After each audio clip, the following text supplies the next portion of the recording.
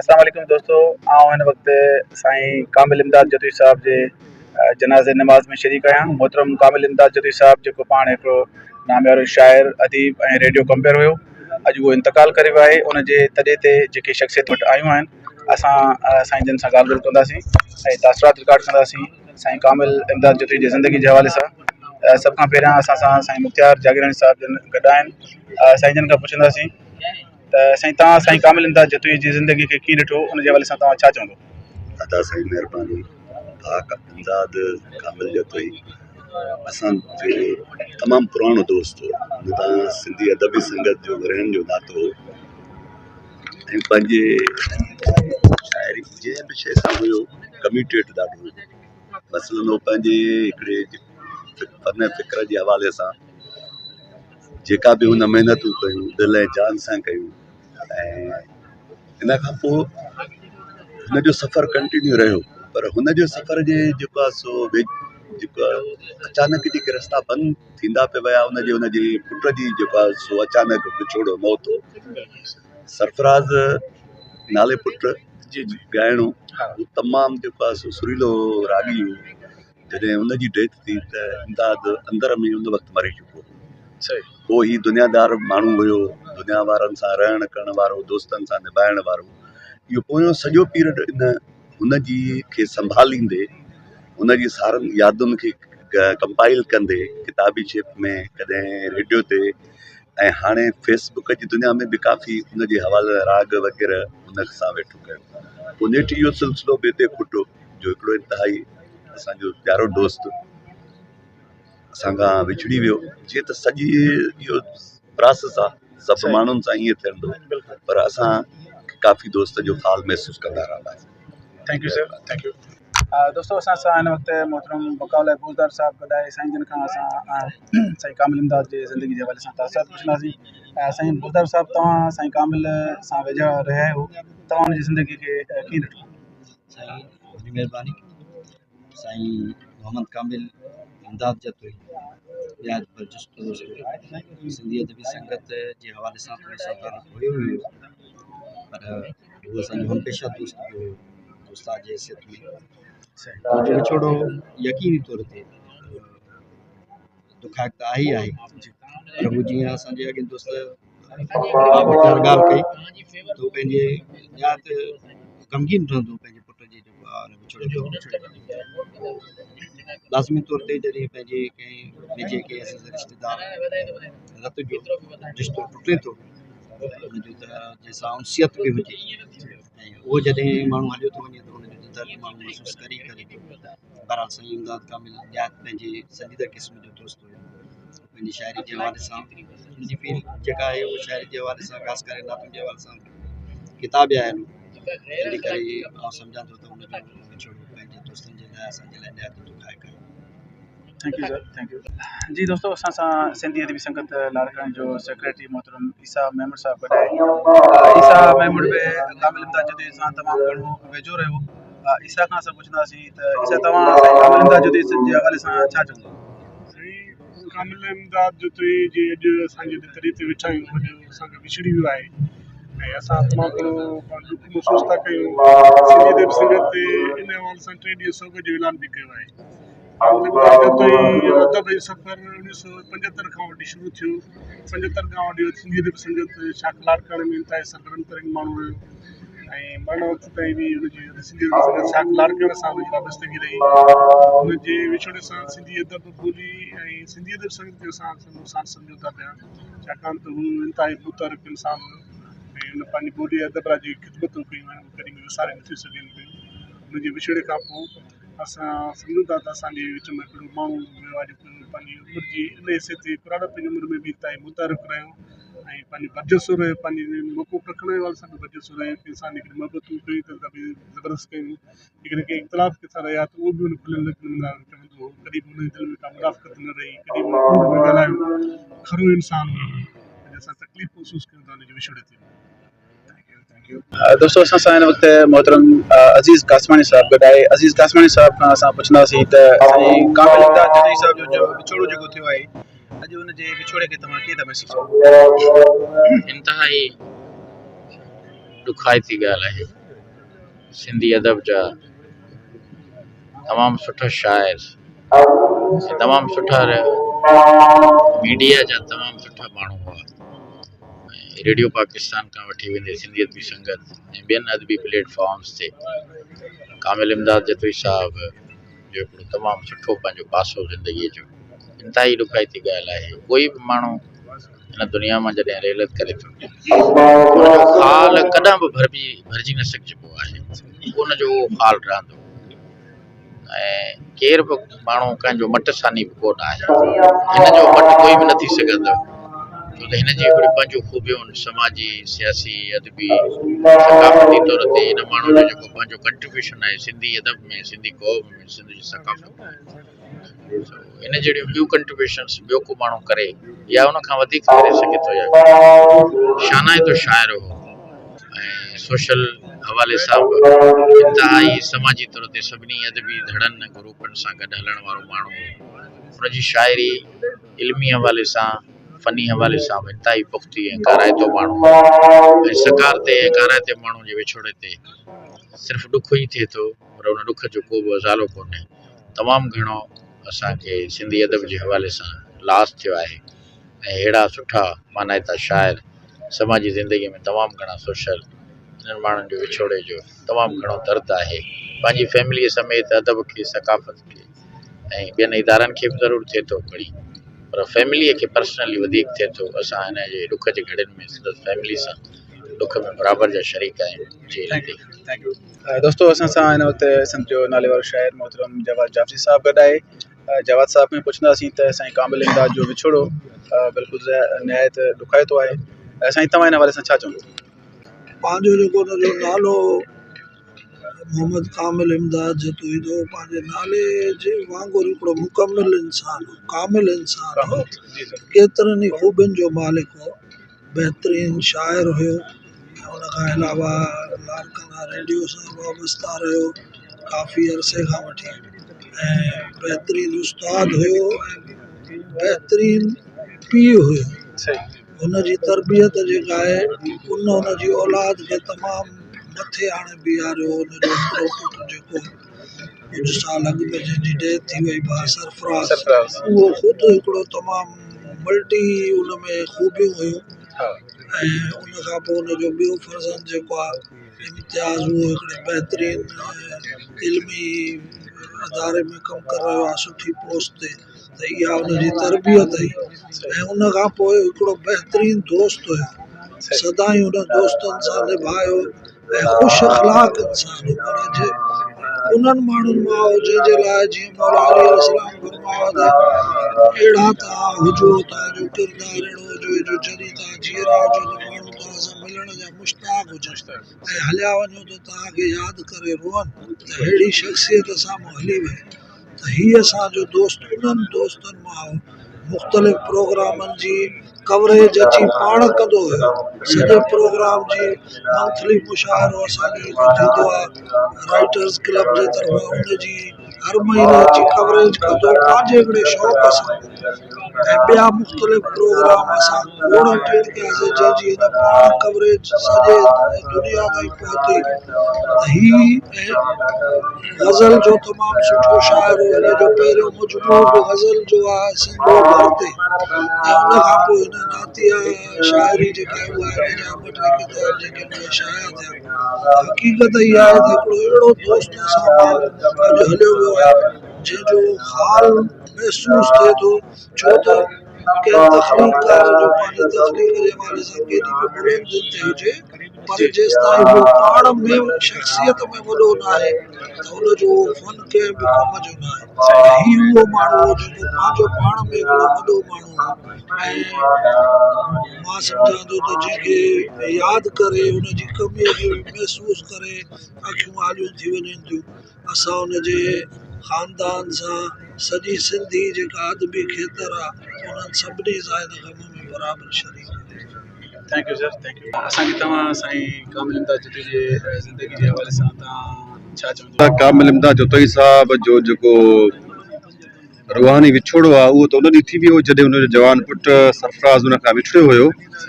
ऐं इहो उनजो ॾुख बख़ूबी महसूसु करे सघियुसि ते ऐं खोड़ भेरा असां हिक ॿिए सां उहो ॾुख वंडियो थिए ऐं हुनजी जेका हर सालगिरह आई या हुनजे एनिवर्सरी ईंदी डेथ एनिवर्सरी हुन ॻाल्हि ॿोल्हि थींदी रहंदी पर हीउ जेको बज़ाहिर छुड़ो थियो आहे हुनजो अॼु उहो असां तव्हांजे अॻियां आहे हुनजो जो हू हिकिड़ो रिटायर्ड माण्हू थी करे बि एॾो मुतहरिक हो जो सचपच को अॼु जो नौजवान आहे उहो न आहे हिकु टाइम ते हू रेडियो खे टाइम ॾे हिकु टाइम ते हू घर खे टाइम ॾे हिकु टाइम ते हू शाइरी खे टाइम ॾे ऐं ॿी जेके एक्टिविटीज़ आहिनि ऐं हू जेको आहे फिज़िकली बि ॾाढो जेको आहे त माना मुतहरिक हुयो ऐं सगारो माण्हू हुयो मां सम्झां थो हीउ जेको एॾो वॾो जेको आहे त इंटेलेक्चुअल माण्हू हुयो हुनजो अॼु विछोड़ो थियो आहे त लाड़काणे अदबी संगत जो हू जेको आहे त केतिरा भेरा उहिदेदार रहियो कारकुन रहियो मेंबर रहियो असीं सभु गॾु रहिया आहियूं ऐं काफ़ी घणो कुझु सिखियो आहे त अदब जे हवाले खां शाइरी जे हवाले खां सिंधी अदब जे हवाले खां खोड़ सारो नुक़सानु थियो आहे साईंअ जो ऐं अदब जो ऐं छो त हू हिकिड़ो उन टही जो माण्हू हो जंहिं वक़्तु जेके हिक ॿिए खे सेखारींदा हुआ अॼुकल्ह उहो ट्रेंड ख़तमु थी चुको आहे दोस्तनि जे अंदरि अदबी संगत जे अंदरि त उहे जेका क्लासिस आहिनि सिखण ऐं सेखारण वारा उहे न रहिया आहिनि पर हू उन दौर जो माण्हू हो जेको सिखंदो बि हुयो सेखारींदो बि हुयो ऐं उन में जेको आहे त उहो शौक़ु ऐं ख़ुशी महसूसु कंदो हुयो ऐं हर पल उहो माण्हुनि जे विच में घाण जी कोशिशि कंदो हुयो आर्ट काउंसिल में रेडियो पाकिस्तान अदबी संगत खोड़ सारा जेको आहे हुनजा एक्टिविटीज़ जा ग्रुप हुआ जिते हू जेके नौजवान कोन पिया पढ़ी सघनि उते साईं पहुतो पए मां सम्झां थो त हिकु वर्चस्व माण्हू जेको असांजे विच मां हले वियो आहे ऐं सिंधी अदब जो ऐं सिंधी लाड़काणे जो वॾो ख़्यालु पैदा थियो आहे असीं सभु हुनखे ट्रिब्यूट पेश था कयूं ज़रूरु उन जूं शयूं लिखत में बि ईंदियूं पर मां सम्झां थो त हीअ जेके सभु दोस्त गॾु थिया आहिनि ऐं हीअ एॾो वॾो जेको आहे त माना वॾो ऑफिसर बि न हुयो वॾो को लैंडलॉर्ड बि न हुयो पर हिते समय माण्हू बीठा आहिनि इहा यकीन दहानी आहे त जेको हुनजो इश्क हुयो महिनत हुई सुभाउ हुयो उन सभिनि खे ॾिसी करे हीअ सभु दोस्त हुन सां अॼु आख़िरी भेरो मिलण आया दोस्तों इनायत मेमण असांजो नाले वारो कंपेयर कामिल इमदाद जदीद साहब जो साथी रहियो आहे रेडियो पाकिस्तान ते गॾिजी केतिरा ई प्रोग्राम इनायत ऐं कामिल साहब जिन गॾिजी कया इनायत तव्हां साईं कामिल इमदाद जे विछोड़े खे कीअं दर्शो साईं सची ॻाल्हि इहा आहे त कामिल खे जॾहिं असां हुनजो ज़िक्र कयूं था या अॻ में हुनजो जेको बाईपास थियो हुन में बि हुन सां गॾु हुयासीं 2 महीना अॻ में हुनजो बाईपास थियो त बुनियादी तौर ते हुन माण्हू जो जेको कमु करण जो जेको अंदाज़ हुयो उहो ॾाढो भरपूर हुयो ऐं कमिटेड हूंदो पंहिंजे कहिड़े बि कम सां रखे अदब हुजे कंपेयरिंग हुजे या ॿिया जेके बि सिलसिला हुन सां सलाह ॾियण हूंदा असांजे माहवार मुशाइरे में हुनजो हिकिड़ो बहितरीनु नमूने सां हुनजो साथ हूंदो गॾु कमु कंदा हुआसीं त इहा हिकिड़ी एसोसिएशन ई तंहिंजे करे जॾहिं हिनखे अटैक थियो त असां वियासीं हुन मिलियासीं जॾहिं बाईपास हिनजी थी त हुन वक़्तु बि हुन सां गॾु हुयासीं त असुल में ॾाढो माना सर हो पहिरीं त घबराए पियो ॾाढो त बाईपास थींदी अलाए छा थींदो हुन खां पोइ हुन में अजीब क़िस्म जी हिमत अची वई बाक़ाइदे हार्ट जो मसइलो हुनजो त हल थी वियो वीचारो ओचितो इहे ॻाल्हि थी वई कल्ह राति इहो ओचितो जेको आहे बहरहाल मूंखे जेको हिन जे पस मंज़र में जेको दुख जो या दर्द जो अहसासु थिए थो त उहो छा हो मुंहिंजे ख़्याल में हिन जे पुट जो विछोड़ो हुयो उन हिनखे मां सम्झां थो त घणे टाइम खां वठी हिन अज़ाब में मुब्तला रखियो जंहिंजे करे हिनखे दिलि जी तकलीफ़ थी बहरहाल ज़िंदगी जा हिसा आहिनि माण्हू अचिणो वञिणो आहे हुन को बहानो त खपे थो माण्हू खे पर बहरहाल हुनजो कमु ॾाढो सुठो हुयो रेडियो ते जॾहिं असां सां गॾु हूंदो त उते बि ॾाढो दिलचस्पीअ सां कमु कंदो हेॾे वरी पंहिंजी नेटवर्क बि हिकिड़ी खोली हुनखे अजीब क़िस्म जो शौक़ु हुयो उनखे बि ॾाढो सुठे नमूने निभाई बहरहाल हिकिड़ो कमिटेड माण्हू हुयो अलाह हुनखे जन्नत नसीब करे बहरहाल यादि रहंदो केतिरी गच अरसे ताईं यादि रहंदो जेसिताईं असां हुनजो ज़िक्र कंदा रहंदासीं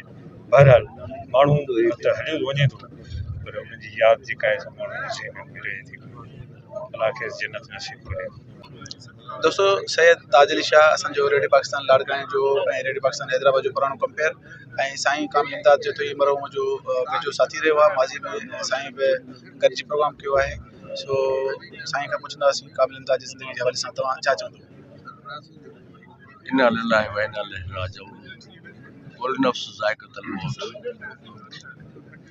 हर सादर शइ खे मौत जो मज़ो चखणो आहे अॼु कामिल इमदाद हिन जहान में कोन्हे सुभाणे कंहिं असांजो बि वारो अची सघे थो असांखे हिन पासे बि ध्यानु ॾियणु खपे बहरहाल कामिल इमदाद जो त इहे जी अलसी मक़सदु फरमाईंदो उहो असांजो दोस्त रहियो असांजो जूनियर रहियो जॾहिं ऑडिशन हुई त उन टाइम ते जॾहिं मां हिन जे ऑडिशन में वेठो हिनखे कुझु सिखिया ॾिनी।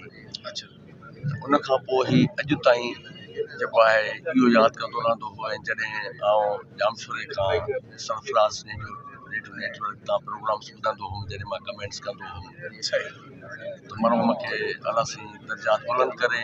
उहा ई नज़र त असांजो उस्ताद साईं मिठड़े आवाज़ जो मालिक पेरनि ते हथ, उहे अल्फाज़ अॼु बि मुश्ताक मुंहिंजे कननि ते गुंजनि था पिया। सही बिल्कुलु यादि हूंदो। ऐं हिकिड़ो नफ़ीस इंसान हुयो, पेशे जे लिहाज़ खां हू हिकिड़ो उस्ताद हुयो, टीचर हुयो। ॿारनि जे लाइ हू ईअं सम्झो त ॼण हिकिड़ो पैगम्बरी पेशो आहे, तालीम ॾींदड़ उस्ताद, वालदेन ऐं उस्ताद में को फ़र्क़ु न रहियो आहे। बहरहाल कामिल इमदाद जो त हिकिड़ो नफ़ीस क़िस्म जो इंसान हुयो। हुनजी जेका बि ॻाल्हि कबी उहा घटि आहे। दिलेर बहादुर इंसान हुयो, मोहबती माण्हू हुयो, हर कंहिं सां मोहबत कंदड़ हुयो, इल्मी माण्हू, अदबी माण्हू, अदब सां गॾोगॾु हिकिड़ो शाइर माण्हू हुयो। रेडियो पाकिस्तान लाड़काने ते काफ़ी सालनि खां वठी प्रोग्राम कचहरी कंदा रहियासीं। ऐं हू सदाईं इहा ई ॻाल्हि कंदो हो त साईं असां तव्हां खां सिखूं था। उनजो फर्ज़ंद सरफराज़ सरफी, जेको अलाह उनखे बि जन्नत में जॻह अता फरमाए, उनजे विछोड़े खां पोइ मुश्ताक यकीन पुछे त हू झुरी पियो। ऐं उनखे अलाह साईं एतिरी हिमत ॾिनी, सुठा उनखे दोस्त मिलिया। जीअं मौला अली अलैहिस्सलाम जो फरमान आहे त जेकॾहिं सुठा कंहिंखे दोस्त आहिनि त उहो न कमज़ोर आहे न ग़रीब आहे। त हिननि दोस्तनि जे आसिरे ते, अलाह जे आसिरे ते हिन पंहिंजी ज़िंदगी जेको बि हुनजो सफ़र हुयो हलंदो रहियो। पर आख़िर में वरी बि इहे लफ़्ज़ चवंदुमि त अलाह साईं हुनखे जन्नतुल फिरदौस में जॻह अता फरमाईंदो। ॿियनि खे सबुर सां सभिनी खे, छो त असांजो बि दोस्त हुयो, जिगरी दोस्त हुयो। अलाह साईं हुनखे दर्जात सां गॾोगॾु असां सभिनी खे सबुर अता फरमाईंदो, हुनजी फैमिलीअ खे। ऐं यकीनन पुछो त ॼण नसीब में हिन जी जनाज़े नमाज़ या हिन जो मुंहुं ॾिसणु, न त आउं जामशोरे कीअं आयो आहियां, कीअं ॿिनि ॾींहंनि खां वठी अॼु शिरकत कई आहे। अलाह साईं ॿियनि खे बि सबुरु ॾींदो, असां दोस्तनि खे बि। ऐं साॻे वक़्तु हिन जूं कयल ख़िदमतूं जेके आहिनि उहे असांखे हमेशह यादि रहंदियूं ऐं यादि रखणु खपनि। महिरबानी तव्हांजी। असां सां फ़कीर मोहम्मद सिंधी गॾु आहे। फ़कीर मोहम्मद सिंधी बि रेडियो पाकिस्तान लाड़काने जो कंपेयर आहे ऐं कामिल इमदाद जतीर सां हिन सभई प्रोग्राम गॾु कया। फ़कीर मोहम्मद खां पुछंदासीं त फ़कीर मोहम्मद तव्हां ॿुधायो असांखे त साईं कामिल इमदाद खे तव्हां कीअं ख़राज तहसीन पेश कंदो, उनखे कीअं भेट पेश कंदो? कामिल इमदाद जतीर हिकिड़ो बहितरीन उस्ताद, बहितरीन दोस्त, बहितरीन शाइर, बहितरीन कंपेयर। ऐं जॾहिं बि मिलंदो हो त गले मिलंदो हुयो, अदा भाउ करे मिलंदो हुयो। ऐं हुन सां सभई प्रोग्राम आहिनि रेडियो पाकिस्तान जे हवाले सां, कचहरी प्रोग्राम में। ऐं हुन सां सुठी अलेक सलेक हुई। ईअं सम्झो त 2000 खां वठी 25 सालनि जो दोस्तीअ जो अरसो रहियो साईं सां। ऐं काफ़ी साईं खां सिखियोसीं, शाइरी जे हवाले सां, अदब जे हवाले सां। पाण हिकिड़ा बहितरीन सुगड़ बि हुया ऐं शाइरीअ सां उन्हनि जो लॻाव हुयो। ऐं सुठा सुठा प्रोग्राम तरतीब बि ॾींदा हुया। ऐं हिकिड़ो बहितरीन वालिद बि हुयो। ऐं बहितरीन वालिद जी जेका शफ़क़त हुई उहो सरफराज़ जतोई जे साम्हूं असांखे हुई। त उहो बहितरीन फ़नकार बि हुयो, त शाइर बि हुयो ऐं रेडियो पाकिस्तान जो कंपेयर बि हुयो सरफराज़ जतोई। ऐं हुन तमामु वेझड़ाईअ खां पंहिंजे पुट खे फ़न जे हवाले सां सुठी महारत ॾियारे। सही। ऐं पाण बि तमामु सुठनि फ़नकारनि खां पंहिंजी शाइरी हुन ॻाराई। ऐं इहे सभु शयूं जेके आहिनि ज़िंदगीअ जो हिसो आहिनि। ऐं हुन सभिनी ज़िंदगी जे हिसे में हिन पंहिंजा तमामु घणा दोस्त पैदा कया। जेके तव्हां ॾिसो पिया जनाज़े नमाज़ जे हवाले सां केतिरा दोस्त आयल आहिनि। हिकिड़ो कलाक खां वधीक वक़्तु गुज़री वियो आहे, उहे बि दोस्त जेके आहिनि इंतज़ारु कनि पिया। इहा उन्हनि जी हिकिड़ी महिरबानी बि आहे, उनजी शफ़क़त बि आहे, कुर्ब बि आहे ऐं दोस्ती जो बहितरीन लॻाव बि आहे। ऐं सभु अदब दोस्त जेके बि आहिनि कामिल इमदाद जतोई जे विछोड़े ते दुख में आहिनि। ऐं अलाह कंदो उन्हनि जे घर भातियुनि खे सब्र जमील अता फरमाईंदो। जी नवीद नाज़, तव्हां अॼु साईं कामिल इमदाद जे विछोड़े जे हवाले सां छा चवंदो? साईं असांजो जेको आहे 33 साल असांजो पाड़ेसरी रहियो मुंहिंजो। अच्छा, 33 साल। ऐं कल्ह बि हुन ई टाइम ते माना मूंसां मिलियो। सही। ठीकु हालत में मूंसां मिलियो त मूंखां हाल वाल वरितई। मां साईं तव्हां पंहिंजी तबियत जो हाल वाल ॾियो। जी। मूंखे चवणु लॻो मां सही आहियां ऐं जुमे ते मां सरफराज़ जो माना मानी थो करायां हुन वटि तव्हांखे अचिणो आहे। अच्छा सर साईं सुबुह सां तक़रीबन 5:30 थियनि पिया अॼु सुबुह 5:30 थियनि पिया ऐं असां रोअण जो आवाज़ु आहे पर रोअण जा आवाज़ एतिरा शदीद हुया जो मूंखे बिस्तर छॾियो मां ऐं होॾे वियो साईं जे घर में। मतिलबु छा थियो आहे तव्हां रो था छा थियो छा इमदाद कान बाबा साईं साईं असांजो ईअं सम्झो 33 साल जो असां पाड़ेसरी तमामु सुठो शाइर तमामु सुठो कंपेयर तमामु सुठो माण्हू मां नथो सम्झां त असां हिन वक़्तु बि मां ईअं सम्झो त ॾाढो ग़मज़दा आहियां ऐं शदीद थियो आहे दुख थियो आहे हिन जे करे तो पाड़ेसरी हुयो ऐं हर वक़्तु मूंसां माना ॾींहं में जेकॾहिं घर पोइ निकिरंदो त मुंहिंजो घर हुन साईं माना मुलाक़ात थींदी रहंदी। हाणे मां सोचां थो त जेकॾहिं साईं जो हलियो आहे मूंसां केरु डेली हाल हल करण वारा डेली खिलण करण वारा हुनजी ॾाढी कमी महसूसु अवसर तव्हां साईं कामिल जी ज़िंदगी जे हवाले सां पंहिंजा तासुरात छा ॿुधाईंदो? सही कामिल जे तो ई हक़ीक़त में ॿुधायां जी जी असां तक़रीबन 25-30 साल पुराणो सां गॾु रहिया आहियूं। हा ऐं उनजो फर्ज़ंद सरफराज़ मुंहिंजो पाण शागिर्द हा सरफराज़ पाण कामिल जी इमदाद जे तो ई जी जी पाण शागिर्द मुंहिंजो पियासि मां कंहिं नोट ते मुंहिंजी कलम हूंदी सदा यादि उस्ताद गुलज़ार अली ख़ान पंहिंजे बाबा उस्ताद जे नाले सां हुई पोइ उते मां उनखे गानो ॿधो सिखिया बि ॾिठीमांसि ऐं कामिल इमदाद जा 10 कलाम जेके मां पंहिंजा कंपोज़ करे ॻाया उहे मुंहिंजी रूजा कंपनी मां कैसेट बि ऐं जेका ऑडियो सिस्टम हूंदो ऐं कामिल तमामु हिकिड़ो नेक पंज वक़्त निमाज़ ऐं अहिड़ो नेक मर्द हो जेका मां उनजी तारीफ़ कयां उहा घटि आहे पर अॼु इहा ख़बर ॿुधीसीं हक़ीक़त में ॾिसो त पाण खे ॾाढो ॾुख थियो पर इहो ज़िंदगी जा मोड़ हफ़्तनि ते ईंदा रहंदा आहिनि पर ॾाढो असांखे सदमो रहियो आहे। हीउ जेको कामिल इमदाद जेको विछोड़ो आहे इहो हमेशह असांखे असांजे दिलि ते ई रहंदो रूहानी तरह सां गॾु हूंदो जिस्मानी तरह सां वियो आहे पर रूहानी तरह सां सरकार गॾु आहे हा विसरी नथो सघे ऐं उनजी जेका शाइरी अदबी वाह वाह कमाल अहिड़ी ॻाल्हि ॿुधायो हा तक़रीबन 20-25 कलाक मुंहिंजा मुंहिंजा रिकॉर्ड थियल आहे रेडियो पाकिस्तान ज़बरदस्त